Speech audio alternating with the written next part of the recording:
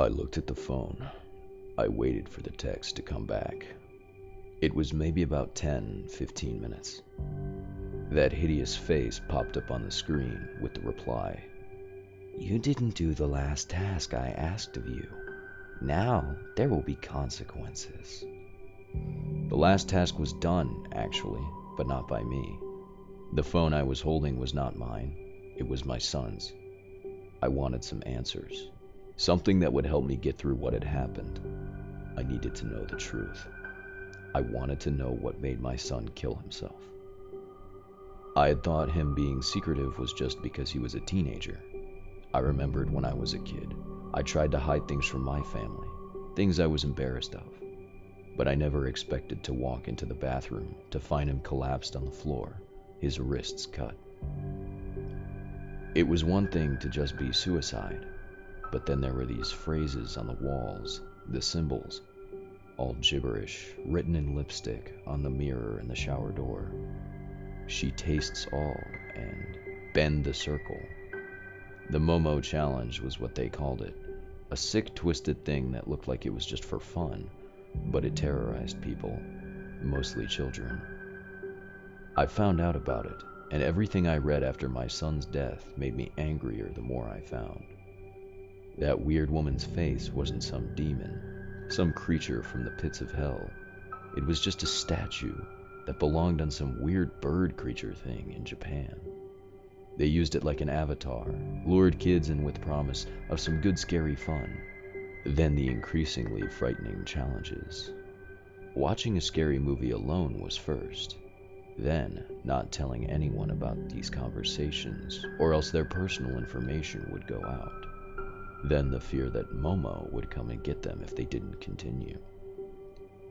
I never expected my son to be fooled by it, but I read the conversation, the things Momo was willing to tell people.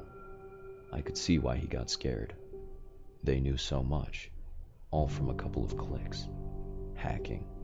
I never even knew what WhatsApp was, but my son used it to message friends outside of Facebook.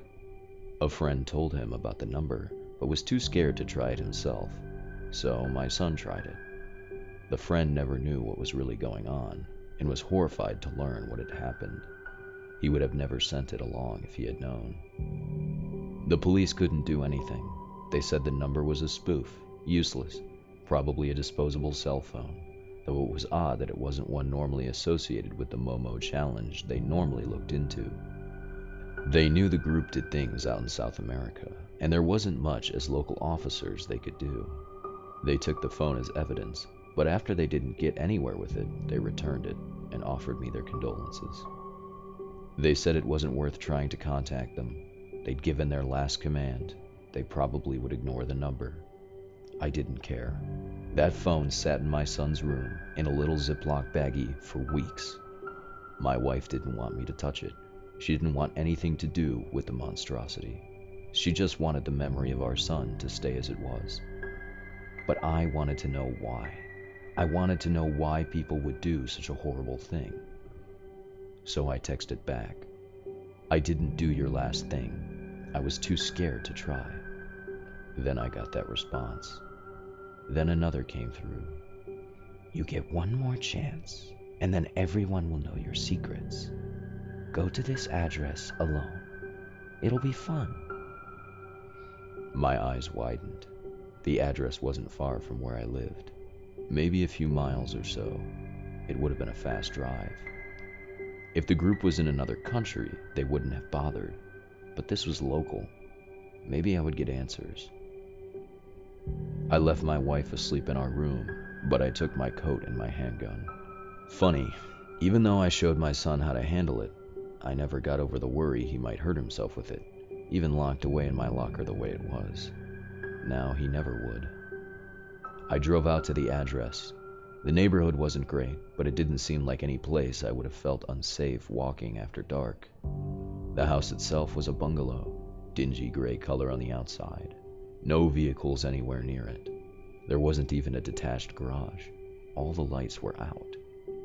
I parked across the street. I got out and went to the front door. There was a note on it. "Come inside, if you dare." The door was unlocked. I didn't bother knocking. I entered a small hallway with a staircase going up, an entry into a little living room to the side, and a kitchen straight ahead. Even in the dark, I could see the kitchen has old, flaky yellow wallpaper and a small table with chairs at it. The house didn't look abandoned, just empty. I didn't see anything weird in the living room, so I went ahead into the kitchen. I tried the light switch. It flicked on, which I honestly didn't expect to work. A doorway led into a laundry room, another door led off into a back porch, and a third with a security latch on it led underneath the staircase. The room was small, but not uncomfortably so. On the back wall there was a note on the refrigerator. "Look inside." I opened it. There was nothing in there but a plate with a note on it. "Surprise!" I heard footsteps behind me. Thing is, whoever was attacking was expecting a high school kid, I'm sure, not a grown man, and not one who played football when he was younger. I turned around and ducked down, charging the dark shape that had come down from upstairs and through the front hall. I knocked him over, and I hit him again and again until he stopped fighting. I couldn't believe I had knocked him out. I dragged him into the kitchen, pulled out one of the chairs, and sat him up in it. In the light, I could see he was wearing all black, including a hoodie and a ski mask. He also had a knife in his hand. I took the knife away and dug through the drawers, hoping to find some rope. I didn't, but a junk drawer had a few unused zip ties. I bound his wrists and tied his feet to the chair. I pulled off his ski mask as well. He was young, maybe college age.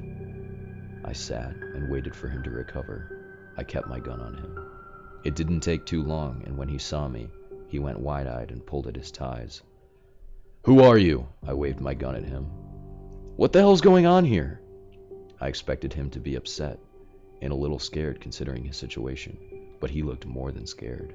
His eyes were rimmed with lack of sleep. "Let me go, man. Let me go." "I want an answer. Who are you?" When he kept struggling, I kicked him in the knee, hard. He yelped. I asked him a third time. "I'm just playing the game, man. It's what I was told to do." He started crying. "Told what?" "I started playing that challenge thing, the Momo challenge. I looked it up. I thought it was all horseshit. I gave them all fake info so they couldn't dox me, but it figured me out." I relaxed the grip on my gun, but just a little. "Who figured it out?" "It asked me to kill myself. It would tell everyone about me, everything I'd ever done unless I did it. I didn't. I told it to screw off. But then the messages, the pictures, they stopped. It just said it was coming for me." He sniffed. "And it did." He looked over at the locked door. "I went downstairs in my basement. It came for me in there, but I got away. I locked it in there, but it keeps talking. It kept saying it would come for me. It would get me, unless I passed on the game." He looked at me. I started getting texts. I got information. I told him to off himself like I was told. I was hoping he wouldn't mail back. But then you did. And then it told me since the plan didn't work, I needed to feed it, or else it would get me. He broke down and cried again. "I'm sorry, man. I'm so sorry. I didn't know. I haven't slept right in weeks. I barely even know what's happening anymore." I looked at him. He looked downright pathetic, sitting in that chair, bawling away. And I looked over at that knife. He took my son from me, and he planned to kill me. I felt no sympathy for his sick, pathetic ass. I smashed the gun across his face. He screamed. "Please, I said I was sorry." I grabbed his chair. I pulled it over to the basement door. "You scumbag shit. You killed my son. My son! And you think lying to me about some thing scaring you into murdering him will make me feel sorry for you?" He saw me unlatch the door. His eyes widened again. No, stop, please, don't do it. I'll do anything." I opened the door. I saw the stairs leading down into the darkness. Perfect. I leaned back and kicked his chair. He screamed as the chair tumbled down the stairs. He landed at the bottom. I saw him laying there, sprawled, sobbing and yelling. My leg, oh God, Oh God, no, help! I went to shut the door when I saw it. The long, thin pair of arms reaching out from the darkness into the light of the kitchen. The hair, long, black, scraggly. The bulging eyes. The body that was not on a chicken monster, but on a thin, pale frame with a dirty gray tank top. And its hideous smile. It didn't look like Momo, not exactly, but it was nothing human. It dragged the chair slowly back into the darkness.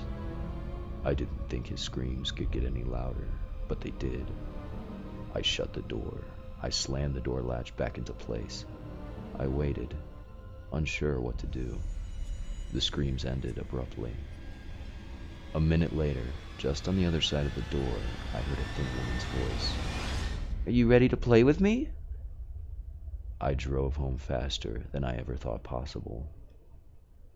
It's been weeks since then. I haven't heard from the police. I haven't heard from anyone about a missing person. It's just quietly gone away from our lives. I know that there are sick people out there that get their jollies from torturing and frightening children. I sincerely hope you can protect your kids and they are never exposed to it. I also hope that someday what I saw in that basement will give them exactly what they deserve. But I will not give out that weird secondary number that it used. I know it's not some kind of angel that punishes the wrong people. It's not safe. I know because I got a text the other day. On my phone I erased it, but it's still in my mind. I'm out now. Let me know when you're ready to play.